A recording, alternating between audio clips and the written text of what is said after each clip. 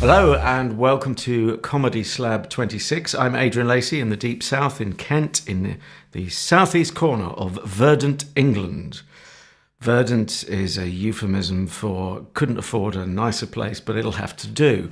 And in the frozen north, call it the Midlands, call it what you will, call him what you will, but call him, for goodness sake. Shane O'Connor, come in, please.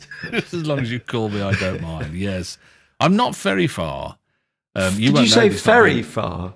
I'm not very far. I didn't think the Midlands was accessible. Sorry. Carry on. Let me finish this sentence. There was a comma there. I'm not very far from, and you won't know this because you're not a football person, but I'm not very far away from Burton-on-Trent, who got slaughtered by Man City 9-0.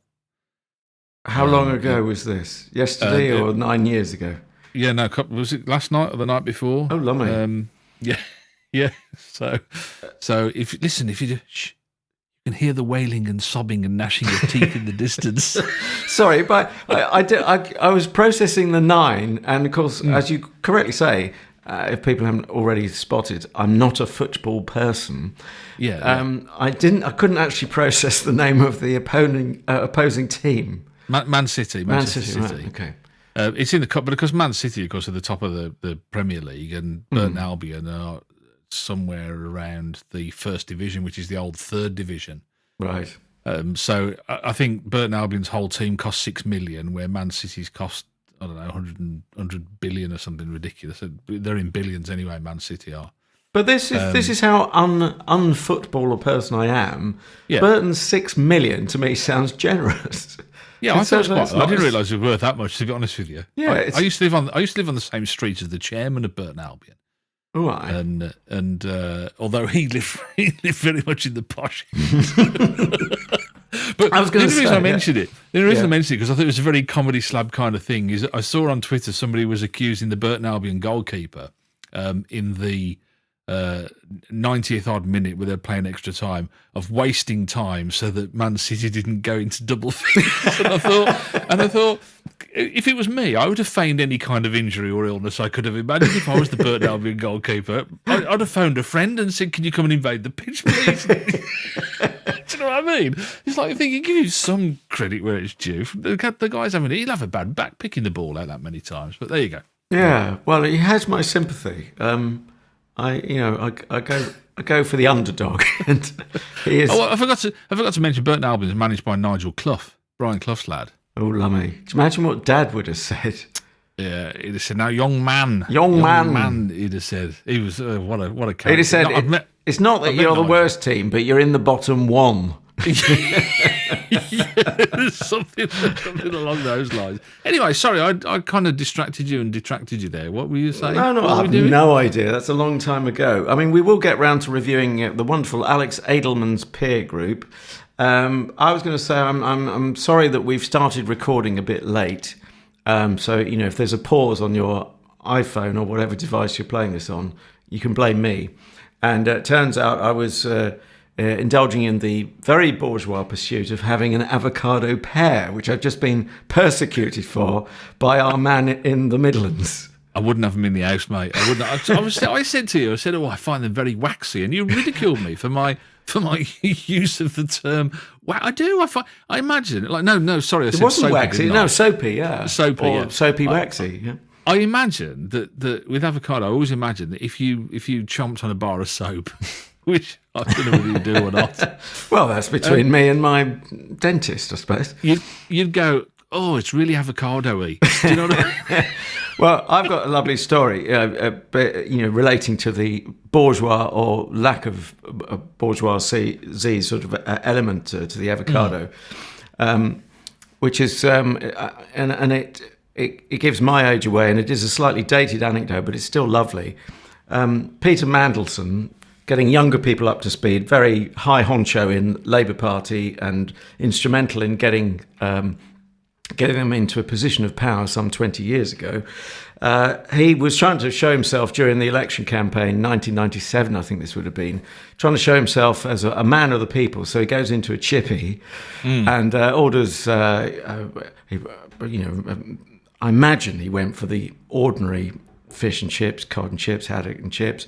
And then they said, do you want any of this? Pointing to the mushy peas. And he said, yes. They held up a bunch of fives. I'll give you this. Come in here from Hartlepool with your la-di-da ways. No, they pointed to the mushy peas. They pointed to the mushy peas, and he said, yes, I'll have some guacamole, please. The Notting Hill set. He was. I always found him very. I met him once. I found him very. What's the word? That's legally safe. That's probably unkind. Unique, shall I say? Unique. So you mean odd? Autobiography. Yeah, he was. He was oddly unique. It was a really strange thing to do, and I told my wife, she always reminds me about this whenever I see Peter Mandelson, because I was operating a radio car in Birmingham. It was when he was the trade minister. Yeah. And he'd come up to see Jaguar Land Rover, I think it was, and I was doing what they call in the trade a mic hold with the radio car. So I was in the radio car there. So he could talk to the presenter and it'd sound like, it was a quality line and whatever. And you used to have to give him what they call check. Remember those what they call check sets? They were just like a little headset with a little earpiece. Right. As in air check, so he's listening to... No. Yeah, listening to the off-air feed.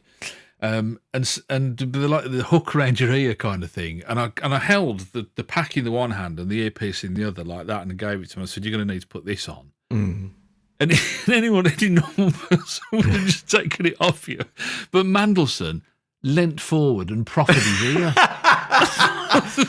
I love the use of the word proffered there. And I thought, I was just like, I'm not. So you can't move then, can you? I'm not your check set butler. Do you know what I mean? No, I just sort of stood there like that, and I thought, and I think somebody else, like his assistant, took it off him and put it on him. His check set assistant. His check set butler, yeah. But that was my only. And I read his biography, his autobiography, which, like sometimes, I've said this to you before, I'll read autobiographies of people that I don't like, and you read the autobiography and you come out and you really like and admire them. It didn't happen with him. Long pause. Yeah. Oh, I could hear the tumbleweed in the distant church bell there. Yeah. I was waiting for you to go and say, what do you like him there? No. I thought I'd give you some space. So, no, I ate the bugger. I've got one final anecdote about him, which under normal circumstances I should probably keep to myself. But, with the passage of time, it's a bit like... Alan Alda... don't get too excited. It's not that fantastic. But like Alan Alda says in a Woody Allen movie, in character, he says, comedy is tragedy plus time. Do you remember that one? He said, the night Abe Lincoln was shot, you couldn't joke about it. But years later, it's comedy gold. Anyway, so years later, this is slightly, it's probably passé, to use an avocado type word. But he did let it be known. I don't know if you remember I remember this, but back me up on this, as Harry Hill would say, if you do remember it. He made it known, probably towards the end of his political career or post-political career, that Peter Mandelson wanted to be on Strictly Come Dancing. And the precedent being set by Ed Balls was on it, wasn't it? Sort of post-Labour Party years. I've no idea, to be honest. Okay. I wouldn't sully my TV set. Remind me the profession of your lady wife, and remind the listeners. Oh well, that's nothing to do with like what she's it's talents that she deals with. It's like that's just like rubbish, isn't it? I couldn't possibly comment. She's a dance teacher. Yeah, okay. Well, I mean, maybe you get enough dance talk at the table. But anyway, so he let that be known, and then I was... Pas de deux? You call that a pas de deux? It's not even a half deux. It's not even a pas de char, that, mate. What's the matter with you? You got issues. But then I heard from the grapevine at a certain large broadcasting institute that Mr. Mandelson was on a certain breakfast show on a certain TV channel. I nearly said the name. And he was sitting in the green room, must have been before he was due to go on, so chatting with other contributors to the show. And got chatting with his woman next to him. And then he said... it's nice to meet you. What is your name? And she said, and this is a few years ago, which is more significant. She said, Arlene Phillips. who was on the panel, of course, for Strictly Come Dancing. You think you'd have done sufficient research when you think the meticulous research he did with focus groups and all of that. No. It's, as I said to you, the more biographies I read of politicians, the more I realise just how insulated they are from the real world. You know what I mean? They don't think like you and I do. They don't. There's no empathy at all. I think you have to be, if not psychopathic, certainly you have to have a kind of huge lack of empathy to be a politician. I think you have to, really. But it's really worrying, though. I mean, you can imagine if you're sending people off to war, you can't go through every family's pain, but you need to be able to relate to the person in the street. But hey. Although, having said that, you talk about war, and I read Tony Blair's autobiography, and it should be subtitled, my guilt for sending us to war with Iraq, because everything is everything. Yeah, I mean, you can tell he didn't sleep at night because of that. I don't think. Personally, right. But there you go. Anyway, that's all we've got time for. Yes, this indeed. For the Comedy Slab podcast. Thanks ever so much for joining us. Yes. I hope you've enjoyed it. What a laugh that was, especially the bit about war. Yeah, Iraq. Who knew that there was so much we could get in terms of comedy gold out of that? So next week's big military conflagration that we're going to be dissecting on the Slab. No, anyway, we're doing the Boer War next week. Alex Edelman, a bit behind the curve, but what the hell, a story is a story. Alex Edelman, stand-up comedian, brought up in an Orthodox Jewish family in Boston, Massachusetts, in the States, of course, but he seems to have made a little bit of more than a little inroad into the UK comedy scene. Had you heard of him at all before I set your homework? No, never heard of the guy at all. Never heard any of his work. Wasn't familiar with any of it at all, no. Right. Arguably, that's not a bad place to start because it's a complete blank sheet. For the benefit of new listeners, thank you very much for joining us. We'd love it if you subscribe and all of that. We will be playing 3 audio clips of Mr. Edelman throughout the show. So if you haven't, like Shane, you haven't heard of him or haven't heard any of his work, we'll try and get you a little bit up to speed. But what we start off doing, we take it in turns to set each other homework, me and Shane. And so at the end of last week's show, I set this week's homework for Shane. And then we throw to the person who has done the homework, we trust, to give us a headline, just a little teaser, a soundbite as to what they made of their homework, the show. So for me, what would I say for that? I would say Alex Edelman, I'm in his peer group, I think. Ooh. I think I am. Anyway. So you're a millennial then?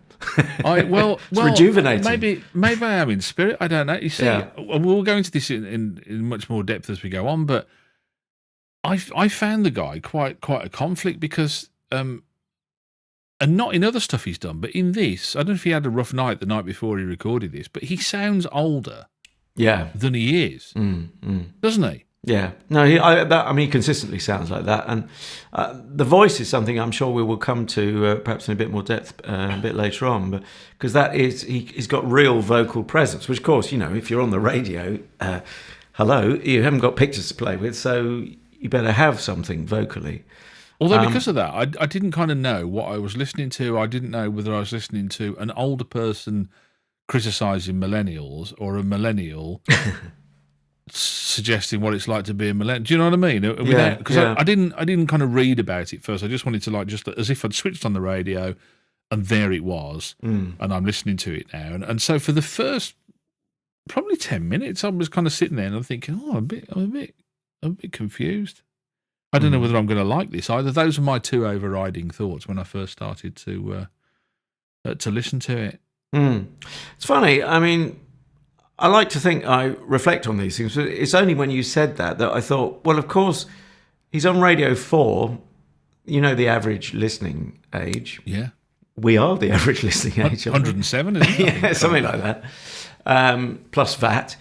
But no, I'd say it's, BBC One television is 55. I think Radio 4 is probably roughly the same. And, I mean, he's a canny guy. Comedians tend to be very bright, whatever jip they get from various members of their public or people who don't sort of sign up to their fan base. They are bright people, and Yeah. And I think he would be bright enough to very easily to tweak his act just a bit for an older audience. So yeah, you got a point. What have you found on your computer? I was just going to say, I just said about the difference between BBC One. You're right, BBC One and Radio 4 audiences are the same age, but the difference is that Radio 4's audience buy and eat quinoa and have a starter, which is generally avocado. That's what it's. I don't know. That's what it says here. I'm sorry to be a stereotype, but or a monotype, depending on what device you're listening on. Should we have a listen to? I think it's high time. Boy in action. Thank you for prompting me. How old is he, by the way? Did you suss out? He is 30 now. In the blurb I was just reading on iPlayer online, or Sounds, call it what you will. He's 29, so he's obviously turned 30 since they recorded it. Shall I set this one up? Does that make him a millennial then? I don't know what a millennial is. Well, that's the thing. Millennial, it's like the term middle age. It's whatever we want it to mean. And of course, if you're at the upper end of middle age, you just want to use the term middle age and make it as wide as possible. Even if literally, if you double your age as a Radio 4 listener and you think, am I really going to make 110 years old? What the heck, I'll still call myself middle age. So millennial... he makes a reference to that early on in the show, doesn't he? Right at the top, that he says all millennials are 18 now, because he's speaking in 2018. But I think millennials, you can add on another 10 years either side of the millennium. I think that's. I know it's sloppy, but that's very millennial. I've just missed it. Just by about 20 years. Just on the periphery. You see, you can define the word periphery to suit you. Anyway, clip number 1 of 3. We hear that, I don't know if am I spoiling this? It's been a while since I edited this audio, i.e. 2 hours ago. His dad's a cardiologist, or actually it's a bit more complicated than that, but his mum treats his dad as if he's the, I think you'll hear the phrase, dumbest piece of garbage. So this is, we can discuss how true we think this is. But anyway, it's a comedy trope about his parents and how they do or don't interact.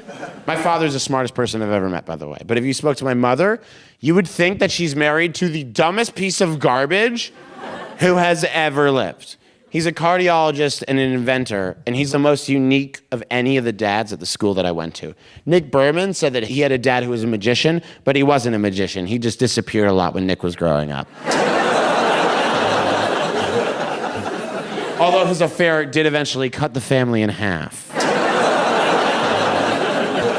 My father's given a TED Talk. He edits a medical journal. He's tenured at both Harvard and MIT. And in 2010, he almost won the Nobel Prize.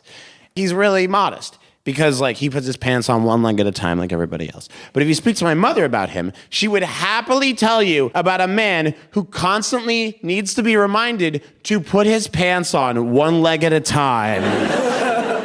Once we're at a kitchen table examining this artificial heart that my dad had been working on. And I was like, Dad, this is really cool.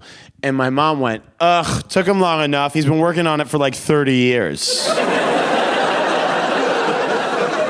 And I was like, Dad, I think Mom needs this because apparently she doesn't have one. And you know how sad I am with these things? The really sad part, while I was listening to that clip, I actually looked up his dad. Well, I looked him up and I looked up, and the majority of that about him being a cardiologist and being nominated for the Nobel Peace Prize and all the rest of the stuff is true, isn't it? You've done more homework on that angle. I kind of perhaps lazily took it on trust, but yeah.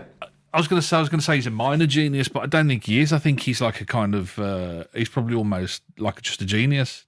Maybe even a major one, I don't know. Yeah. And also, did you say, you will have seen this, because I know how profoundly you research. Alex's, is it twin brother, is an Olympian, an Israeli Olympic sportsman? Yeah, he's a Winter Olympic guy, isn't he? Isn't he he's a skeleton He ought to eat a bit more. Oh, right, okay. But isn't he? He's Israeli. He doesn't compete for. He competes for Israel, doesn't he? In the Winter Olympics, I think, not for the US. So he comes from incredible genes and incredible stock, doesn't he? Really, He's probably to them, he's a low achiever, just being on Radio 4 in Little England and UK. Yeah, I would have thought so. But no, I mean, I look it up and just out of the need to know whether I'm being lied to or not. I don't know. You know what I mean? I don't know what's poetic license and what isn't. But yeah, the guy's dad is a pretty amazing man. But I mean, just really great gags in there. He writes really good gags, doesn't he? The lad really, I know he had a script consultant, I think, on this series, didn't he? But I've seen his stand-up stuff as well. Or additional material by Ivo Graham. Yeah. That's it, yeah. But, I don't know. He just, to me, he just writes good gags, well-constructed stuff. And he's funny. But, and here's the big but. But I got used to it as time went on, and I don't know if it's just a case of acclimatizing yourself. You said about his voice. The start of the whole thing was really odd. It was a really weak, soft start, wasn't it? Where I kind of had to listen to two or three times to understand what he was saying, first of all. And in the first 10 minutes, certainly, he was kind of gobbling his punchlines. He was almost swallowing them. And what did you say? Did you find that as well? You had to go back and listen. Well, it turned out actually parts of the show I'd actually heard previously, probably the first time it went out. So I think this was a repeat on 4 Extra that we've kind of piggybacked on. We should say it's a BBC Studios production and it's available on BBC Sounds on the app if you've got it, and certainly within the UK. But I think quite probably beyond that. I wasn't missing any punchlines, but my first thought would be, the guy hasn't quite settled down from the adrenaline. I won't say nerves because it's not like he's an amateur. He's been going for years. But he will be buzzed off, psyching himself up and all of that. And you'll know that as a showman and all of that. But the precursor, the little setup at the beginning, I felt was, just a setup for the BBC Sounds sort of catch-up version. Did you feel it was versioned for that? I didn't know. I mean, again, I have to complain about, and I think it's really shoddy from an organisation that sets such high standards. I couldn't believe how poor the editing was. Again, this is the second time we've noticed this on radio shows from the BBC, and really obvious, clunky, big, fat-bottomed, rubbish edits that I just think, it's just really poor. It's not good enough. I have to concur in a slightly gentler way, being a soft-scented, lily-livered quinoa and avocado eating southerner. I was thinking lily-livered as well. How weird is that? Who works for the BBC for some of their working life. What can I say diplomatically? Yeah, I was surprised. I was genuinely surprised. Do you know what it comes down to for me is, I think, a culture. And there's absolutely no reason on God's earth why radio should be, in fact, it should be the reverse of anything. Radio sound, which is what it is, should not be any shoddier, for want of a better term, than TV. But the culture in TV, I have to say, sure, there's more money, there's better resources and all of that. But at the end of the day, an audio edit piece of software is much the same in TV and radio, give or take, and an edit should be much the same. I just think there isn't quite the same attention to detail, and there are ways of tidying it up. Can I just say, I'm getting a bit techie, and I should remind people or tell people for the first time if they're new to the show. I was a sound engineer initially. So I am fussy, but you're fussy too, and every listener has a right to be fussy. Sorry, just to finish the point, hold on to that thought, whatever it is. I don't want to lose it. But they record, last time I was aware of it, they record ready mixed, as it were, a bit like concrete, in if this was a broadcasting house. They don't multi-track, or at least the last time I was aware, which admittedly is going back a couple of years plus. They don't multi-track. It is easier, certainly, to do repairs and so on, to do smoother edits if you multi-track. If you've isolated, just to explain, but I'm sure people know what multi-tracking is. You've got his voice on one track, you've got the audience, a stereo pair, separate track, and so on. But again, I'm trying to make excuses. Even without multi-tracking, you can get neater edits. And I'm at a loss. I really am at a loss to know why. I didn't hear loads, but I wasn't listening in full quality all the time. I sort of moved between phones on. Anyway, your thoughts?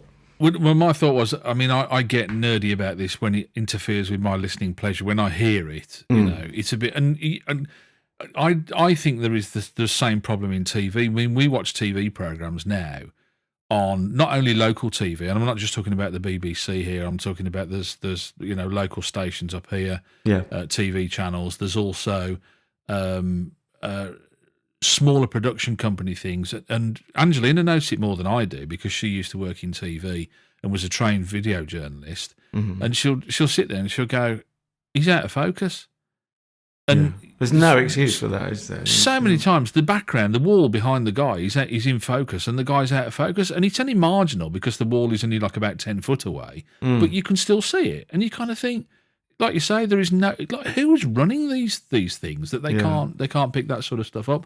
But I mean, I only notice it when I kind of go, oh, what? That's an awful edit, when you notice it like that, and it ruins your listening pleasure. Now I have to say that I was listening on headphones because I was having trouble understanding him at the start, and so I put headphones on, and that's probably why I heard it. But I mean, that's people listen to this podcast. They'll listen. I've listened before on stuff that you set as homework. I've been out, cutting the grass or whatever with headphones on, listening to it, and people will listen on higher fidelity equipment. I don't know. Yeah. It just bugs me. It really does. Can I mention about his voice as well? You rightly identified. He's from Boston. Boston, but he hasn't got a Boston accent, has he? He's more because he studied in New York. And if I had to pick him out where he was, I'd have said New York. I might even have said a bit of New Jersey in there, but I don't have a very good ear. It's not good enough to pick out the regions of New York. But I mean, he makes no bones about his Jewishness. It's in his name and so on. I would say there's a bit of Jewishness in the articulation, which I like. I find that very characterful. But I do feel he's a bit like with the spoken word. He's the equivalent of the singer Tom Jones. Tom's probably not doing so much singing, sadly, these days. But he had many decades. His voice, Tom Jones' singing voice, is either on or off. Full for musicians, it would be triple forte. Yeah. Bit like a daft variomatic car. The accelerator either turned the car on or off. You didn't have any graduation between the two. And if that is coming between you and enjoying it, it sounds like it might have done, then I fully understand that. I got beyond that. I just accepted that's his style. Can I just say as well, the other thing that really drives me mad about the BBC, particularly Radio 4 comedy at the moment, which I think is in the saddest state that it's been in for a number of years, the title as well, I wouldn't. Now, I know a lot of these things come out of Edinburgh, and that's maybe probably, it seems to me like they just went to Edinburgh and went, we'll have that, and that. Come and record your Edinburgh show here. Right. But the title of it, I wouldn't have gone near it with the barge pole. Alex Edelman's peer group sounds too much like Josh Howie's Losing It, Jake Yapp's Media Circus, Stuart Lee's Comedy Vehicle. They all sound these kind of stand-up things. They're creative people, for goodness sake. Can we get creative on the title as well, please? Do you think? Well, I do have a take on the peer group, the title, but I'm coming from a different angle from you. But actually, what I think we should do, let me set it up. I think we should go into clip 2, where we actually hear from one of the peer group. And the odd thing is, you can interpret it a bit more generously and in a wider sense. But you could misunderstand it to think, well, if you looked in, say, the listings, the billings, be it good old-fashioned Radio Times or looking at the app or whatever you're looking at, you could say, and it said, with it, where's the effect? Other contributors are the comedians, blah, blah, blah, blah. So you see 3 or 4 different names. You might think that Alex Edelman is a peer to them in the sense that they each get 10 minutes or something in the show. They're all comedians as well. Yeah, and they're all on a level playing field. Actually, what it turns out is, well, if you take it literally, those peers are just contributing a sort of 30 seconds here, a minute there. So, well, let's hear clip number 2 and pick up on the theme. I didn't think the title was particularly wise from that point of view, that it would take from Alex being the star of the show. But having said that, I'm being too literal because, I mean, his name is still top billing. Anyway, so this is clip number 2. What can I tell you? I'm looking at my notes here. This includes a bit of an input from one of the peer group, and I will say it now, it's the only female, which I think is a shame, given that Alex is male. You're never going to have a balance there in terms of gender balance. Does that doesn't matter though, does it? I mean, come on. Well, don't start that. Well, it does. Because that you know, I know when was the last time you watched Porridge and thought, oh, I wish there'd been more women in it? Well, actually, come on. I know you think, again, I'm being... Oh, sorry, I dropped my pen. That's how angry I am. I've dropped my pen. Cheap biro, by the way. Smack the pony, ain't got enough men in it. It's disgraceful. No, I knew it wasn't meant to be sort of baiting you, but I knew you'd misinterpret it. I have an ear, a very fussy ear, not just comes from being a sound engineer, and it's not even that political. I like a full frequency range, and I hear a male voice. Look, if I want to hear a male voice, it's true of you. I've only got to open my gob, and there's a male voice. So every female voice I hear is got a kind of otherness to it. I happen to be a straight guy. I happen to find female voices more attractive, but I can't see. It's not about. I know you think you're going to tar me with the brush, political correctness and go mad, but actually, I like a mix. It's like if musically, it would be like having a tuba with a double bass and someone playing the bottom half of a piano and singing very low in their boots, and then there's one little bit of a bit higher up the register. I like a mix. That's where I'm coming from. I know you don't believe me. No, I don't. Friends, he's shaking his head on Skype. I can see the picture. I just think the whole. It's not about who you are. It's about what you're saying to me. That's what's gone wrong with everything in the entertainment industry now, and on radio. The Director General of the BBC has done it. You've got to be. It's about identity politics and about who. And it's BS, and it's all going to come down on them because I think people will just go, do you know what? This is rubbish. I don't care whether it's a bloke or a woman or a transgender person or an elephant or whatever it is. It's rubbish. And anyway, it's either good or it's rubbish. But let's hear from the female elephant. No, that's not flattering. Let's hear from his friend. Well, he sets it up. I'm going to shut up. I'll let Alex introduce his one of his peers. He's my friend and journalist, Rebecca. This goes back to what is a defining characteristic of millennials, and for all of this kind of sophistication of argument and opinion and politics that I think does exist, we are sort of living in a state of suspended adolescence a lot of the time. I think that's true, right? I think that's true that we're living in this state of childhood, and it's very hard to cross that barrier. And it's led to this thing that's like a form of performative adulthood. I'll give you an example. I had a friend in college, really smart guy, and he came home one day and he had gotten a job at a bookseller called Barnes & Noble, ironically. He came in wearing the shirt and the khakis. He's like, can you imagine? I went and I showed up and they just gave me the job. And he told us that with this I'm a legend grin, and we were like, this is so, someone who's like, I'm drinking a few pints before the exam. We're like, oh my God, what a bad boy. And he told us with this attitude, can you imagine working there for real? And apparently his imagination caught up with him because 5 ironic years and 2 ironic promotions later, he's manager of regional sales for the East Coast of the United States, and he's very close to ironically buying a house.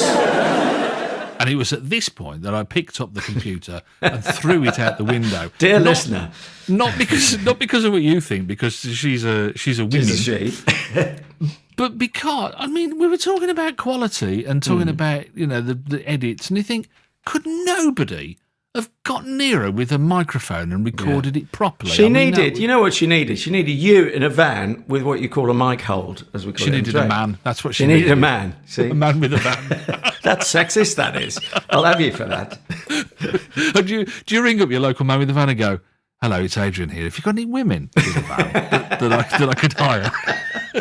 Well, that's dubious as well. You know, women are not property to hire. And then phone up the next day and go, "She was only 3'7". She couldn't pick the piano up. What's the matter with you?" Heightist. Anyway, did you like the gag about? Yeah, no, I do take your point. Don't start me on Skype or more Skype than FaceTime, because but FaceTime, of course, you've got to be a bourgeois person who can afford to help fund a $1 trillion organisation called Apple. But Skype on the radio, I have issues with. I'd rather have a decent landline, good old-fashioned bit of cable, even if it's phone quality. But yeah, here, I take your point entirely. Why couldn't they wheel her into the broadcasting house, for goodness sakes? Give her a day out. They could have got her to a local radio station and they'd have done it. It's not beyond the wit of woman or man, yeah. You know what I mean? It's just really, really, I don't know. And to be honest with you, I mean, I'll deal with it all now. The whole clips thing didn't work for me. I didn't kind of take in anything that was. I couldn't tell you what she said now. And I've listened to it twice on my own, and we've listened to it again there.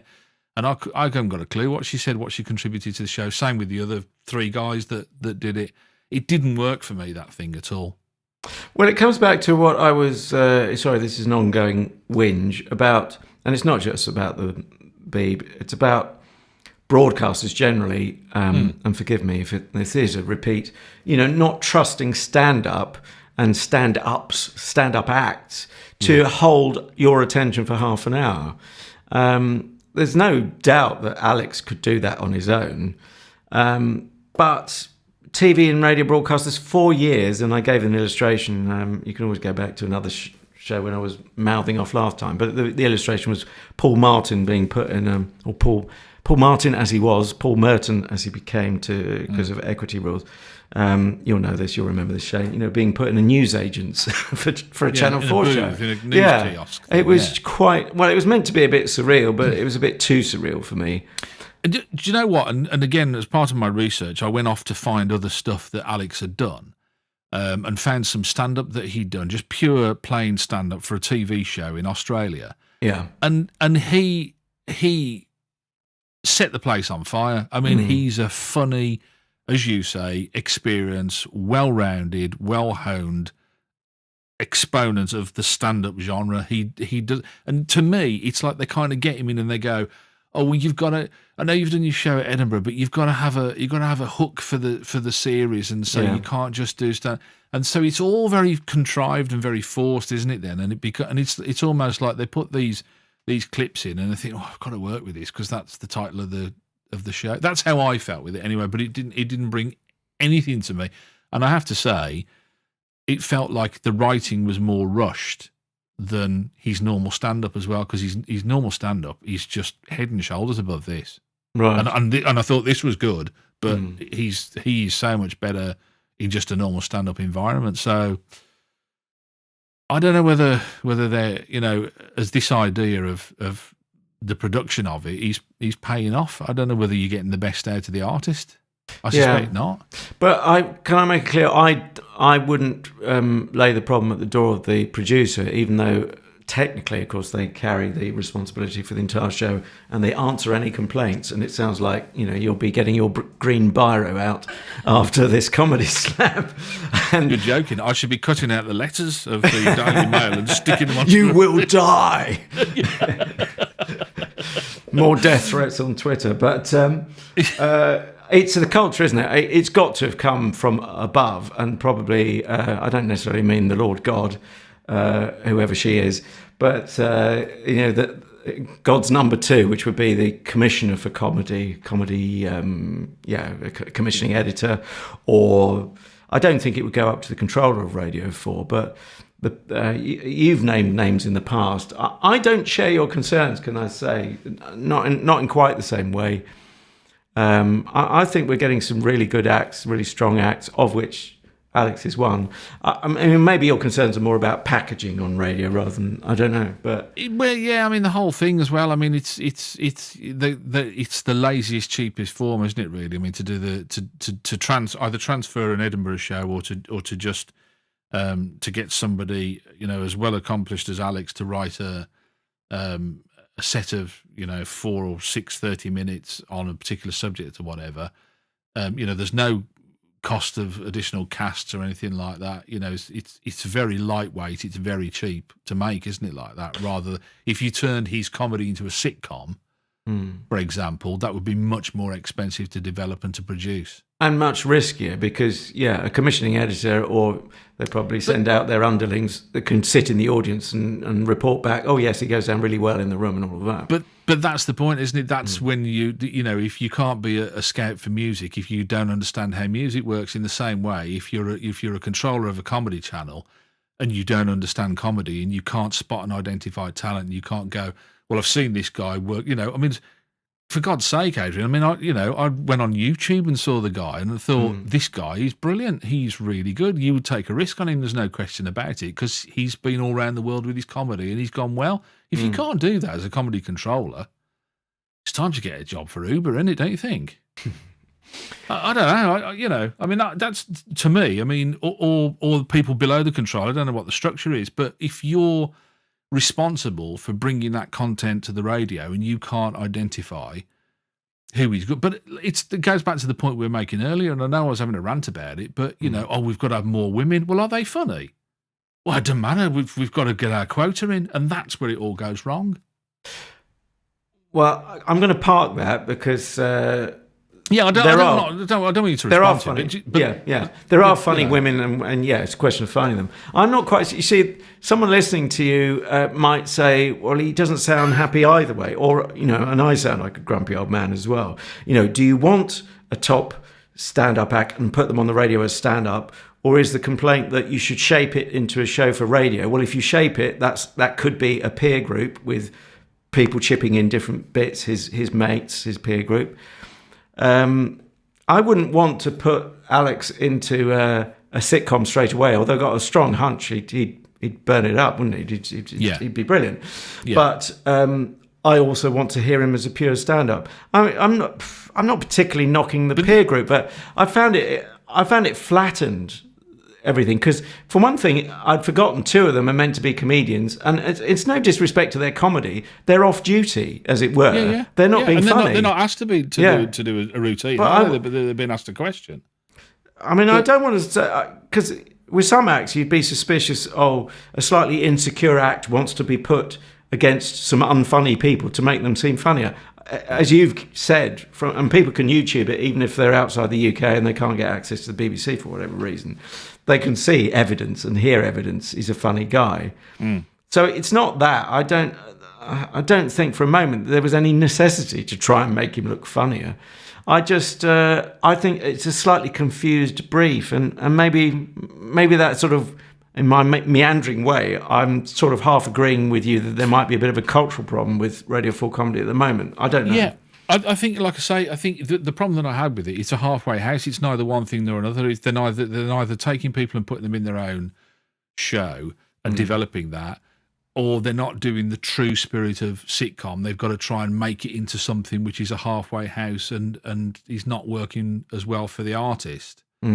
So it's neither one thing or another, is it really? But I do have that. Hold that thought again. It's the old thing about Winston Churchill. Have you heard this old quote that apparently he was in a restaurant once? Winston Churchill, great wartime leader for Britain, and we don't seem to be able to move on. But anyway, he sent a pudding back because, quote, supposedly he said to the waiter, it doesn't have a theme. And so every pudding needs a theme, by which I suppose he meant it doesn't have a particular focus of taste. It's just a load of stodge or something. But this show, again, it's can you trust a stand-up without an overall arching theme that you can put in the title? Can you trust them to make someone laugh sitting on the on the South Circular or on the M1 up your end of the world and chortling during a traffic jam on their way back from work? Yeah, I'm going to make a note of that, actually. because I'm writing a musical called Desserts the Musical, and I think that'd make a great opening number. Every pudding needs a theme. I could see it now. Yeah. Make sure you got lots of women in it. No. Make sure I'm given a chance to audition. Can I just? And it's, the third clip I think will bear us out on this. Yeah. But I think the saving grace for this particular show was that there were gags, they were funny, they were clever, and in places they did make me laugh out loud. So, I think Alex has got away with it in spite of what he's working with. Mm-hmm. That's how I felt, anyway. It's a shame that you feel it has to be in spite of, and I think I agree to that. Largely with you on that. It seemed like let's pause the comedy here, a slight distraction, and then because Alex is such a pro, he'll manage to bring up the mood again, very quickly, which he does. Play on the last clip, and honestly, I think that illustrates just how funny it was. Yes, let me just set the scene very briefly to say that he's going out with a woman currently who has an 8-year-old daughter. Well, like I've said, I've always wanted women who are mean to me, and now I've managed to score myself a sweet 2-for-1 deal. And like I've said, I don't want to say my girlfriend spoils her daughter, but recently she got her a pony. And that is the dictionary definition of spoiling a child. If I wrote a sitcom about a spoiled child and I was like, her mom gets her a pony, they'd be like, well, that's too obvious, right? That's so on the nose. Can you think of something that's not that, but that's like that? And here's my rant about owning ponies. No one needs to own a pony. Here's why. They don't live with you. You go to the stables and you ride it occasionally. So just do that and tell her that she owns the pony. Because who's going to tell it you? The pony? The pony's going to be like, hey, wait, I had a different kid on me yesterday. But if you want my silence, there better be a few carrots for old Trigger here. You see, that's a north-south divide thing as well, because if we have a pony, it's because it's pulling something up here. Yeah, it's for the coal industry, isn't it? Whereas you have one just for pleasure. I'm sitting here surrounded by ponies. I mean, amazingly, they've kept quiet during the recording. Down! But again, I mean, I just thought there was just some great. He paints some wonderful pictures. They're really, really funny lines. And it was just after that where he's talking to the 8-year-old and he said, what's he making? And she said, what's the special ingredient? I can't remember what it was, but he was making something. Is it pancakes? Was it something? It doesn't matter. Anyway. What's the special ingredient? And she said, the last guy, meaning her mum's previous boyfriend, the last guy was cinnamon. And then she says, what's yours? And he went, well, it's tears now, obviously. And the audience, they were with him, weren't they? There was a sort of laugh with a pity attached. Yeah. Which you don't normally hear. He's really, I mean, again, when you have a look at his other stand-up that he's done, he's really good. And you can see it on TV, how good he is with audiences. And he's got them, hasn't he? Yeah, he looks them in the eye and he knows he's got them and they love every minute of it. He's a very funny man, very funny man. The only thing I'm surprised about is that we haven't heard more of him sooner, really. I'm thinking, how come I haven't just heard about him now? Give that man a TV show. Yeah. That's got to be inevitable. Although, being a millennial, maybe he'll bypass TV and do more YouTube stuff. I don't know. But interestingly, the YouTube you referred to, the clip you were watching, was from TV, wasn't it? So, I mean, he obviously works either way. It doesn't really make much odds.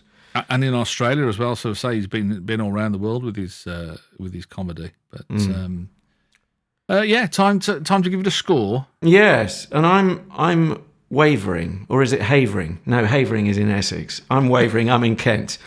Oh gosh, it's between 3.5 and 4. I think if I don't give a 4, what's taking the edge off is precisely what we've been talking about, that those clips slowing it down really and not adding an awful lot, or possibly even subtracting. I guess, I've got to be true to myself and true to what we're dissecting, which is not Alex himself. I'm sure he's very glad he's not on the Slab twitching. Soon become a corpse if you're not careful. But we're analysing the show, aren't we? Does it work as a radio show? And I'd say that does unfortunately take a bit of the edge off. But nothing can stop him and his voice cutting through. But 3.5 stars out of 5 from me. I would, not to be boring and just You looking copy over me. your shoulder and going, what have you written? Yeah, what's your homework? I would have said exactly the same, 3.5. And it would have been a 4 had they have found a better vehicle. Or maybe even just left him to his own devices to, just as you say, to do pure raw stand up and say, maybe it's a material thing. Maybe the guy said, look, I haven't got enough material to do 6 half-hour episodes, so we're going to have to do something else. But I just thought the premise was gimmicky, which wasn't needed because it just kind of detracts from. So 3.5 for me as well, I think is where I'm coming from with that one. I won't prolong the agony. But still a very healthy 7 stars Very out of healthy 10. 7, yeah. And thank you again for pointing me in the right direction of that one, because I really did enjoy it. I'm delighted. I've given up second guessing how you might react. I just put it on the slab, as it were, to see if you would salute. But I had no prior. I worried that. But you've kind of neutralised it, and somehow he neutralised it. I worried that you might have thought, it's for a younger generation. It's not really quite for us to be slabbing. But no, I'm delighted that you like it. I'm a very complicated creature. You are indeed. But I think he transcended boundaries there as well. I think that's why I thought the writing was clever, because I think, I guess if you were younger, you would get it and you would like it. And certainly being older, I got it and liked it. So I kind of feel that, he crossed those age barriers, if there are any barriers. So it's time to give you a bit of homework, isn't it, for next week then? I'm making notes as we speak. Okay, nothing's a clean cut, I'm afraid. This is one that I've had under my belt, and I thought, we had a conversation a while ago, and I said, have you ever seen? And you said no, and I thought, I'm going to slab him. You made a mental note, you mentalist. Slab the little divil. And I thought, no, I'm gonna, because I really want to know what you think of this, because it ain't The Good Life. It ain't Margot and Tom and all the rest of it, and growing vegetables in your back garden, and it's certainly not Heidi High. This is a comedy, a sitcom about, the sit part of it is about Johnny Vegas being a drug dealer. Oh. I think it ran for about 8 or 9 series. This thing, it was called Ideal. They don't make it anymore. But it was a BBC 3 when BBC 3 was on the TV, I think, originally. I think it's got a great cast, although we didn't know they were a great cast then, because the cast, a lot of them have gone, you will recognise, because they've gone on to do other things and have been quite prolific in the field of comedy acting. And I'm not going to say any more than that, other than we'll pick it up in the second series, because I think the first series, like a lot of comedies, it's kind of finding its feet and bedding in. And I don't think the characters are that complex that you've got too much to catch up with, really, because it all kind of relays and is revolving around Johnny Vegas's flat, because obviously as a drug dealer, people come to him. Right. So we'll pick it up in series 2, episode 1, I think, which is an episode entitled Stag Do.